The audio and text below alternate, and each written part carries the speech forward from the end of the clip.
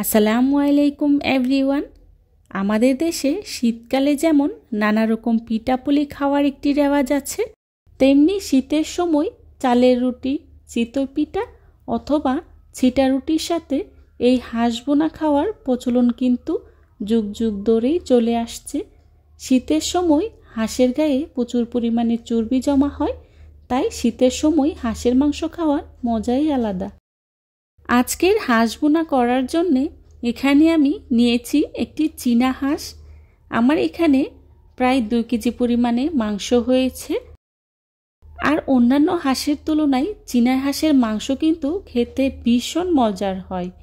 হাঁসের মাংসগুলোকে আমি রেগুলার সাইজ করে কেটে নিয়েছি আর খুব ভালো করে ধুয়ে পরিষ্কার করে নিয়েছি। দেখুন, আমি হাঁসের মাংসর চামড়া, কলিজা গিলা সহ নিয়েছি। চীনা হাঁসের মাংস রান্না করার জন্যে প্রথমে আমি চুলায় একটি প্যান বসিয়ে এর মধ্যেই দিয়ে দিচ্ছি রান্না করার রেগুলার তেল 4 টেবিল চামচ। আপনারা চাইলে সরিষার তেলটাও ব্যবহার করতে পারেন।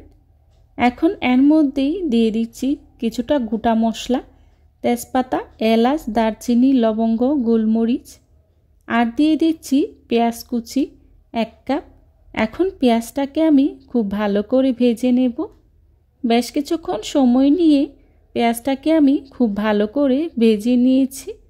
দেখুন, পেঁয়াজটাকে আমি ব্রাউন কালার করে ভেজে নিয়েছি। এখন এর মধ্যেই দিয়ে দিচ্ছি আদা বাটা 3 টেবিল চামচ আর দিয়ে দিচ্ছি রসুন বাটা 3 টেবিল চামচ। এখন আদা রসুনটাকে আমি পেঁয়াজের সাথে খুব ভালো করে ভেজে নেব, যাতে করে আদা রসুনের কাঁচা গন্ধটা চলে যায়। আমার আদা রসুনটা ভাজা হয়ে গিয়েছে। এবার এর মধ্যেই দিয়ে দিচ্ছি লাল মরিচের গুঁড়া 3 টেবিল চামচ।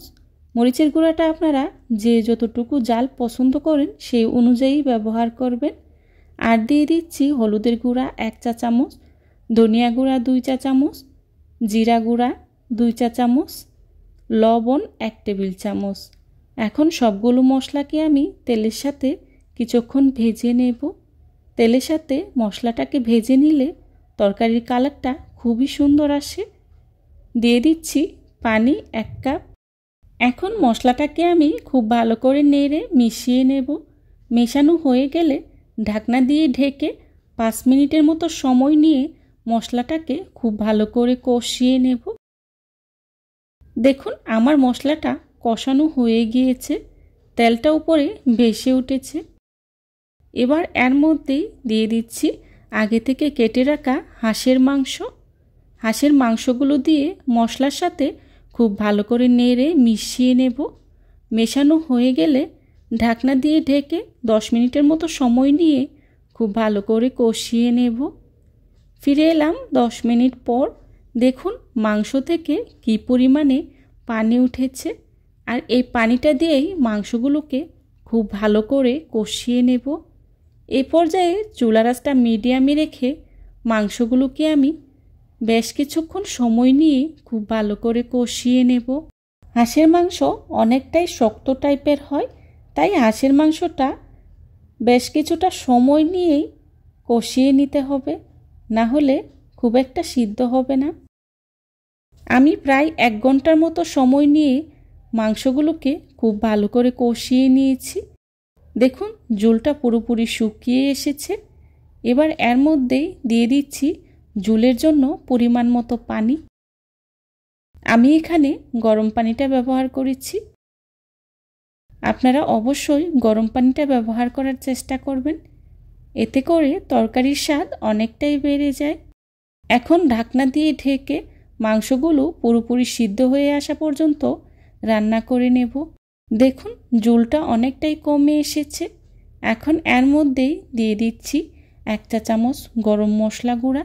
গরম মশলা গুঁড়া দিলে তরকারিতে খুব সুন্দর একটা স্মেল আসে।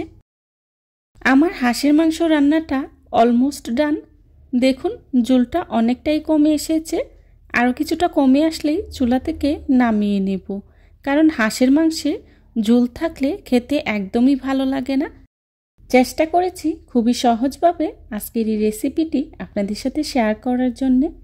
আশা করছি আমার আজকের এই রেসিপিটি আপনাদের কাছে খুবই ভালো লাগবে।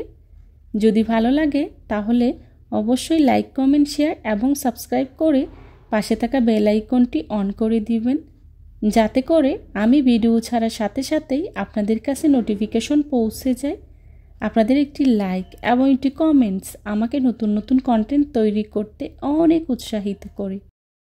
দেখুন তরকারিটা দেখতে কতটা লোভনীয় হয়েছে, আর খেতেও কিন্তু ভীষণ মজার হয়েছিল। এই চীনা হাঁসের মাংস অন্যান্য হাঁসের তুলনায় খেতে কিন্তু ভীষণ মজার হয়। আমি একটি সার্ভিং ডিশে সার্ভ করে নিয়েছি। যারা এতক্ষণ ধৈর্য সহকারে আমার ভিডিওটি দেখেছেন তাদেরকে জানাই অসংখ্য ধন্যবাদ। এই ধরনের সব ঘরোয়া এবং মজার মজার রেসিপি পেতে আমার চ্যানেলটি ভিজিট করে আসবেন প্লিজ। রেসিপি ভালো লাগলে বাসায় একবার হলেও ট্রাই করে দেখবেন, আর কেমন হয়েছে আমাকে কমেন্টস করে জানাবেন।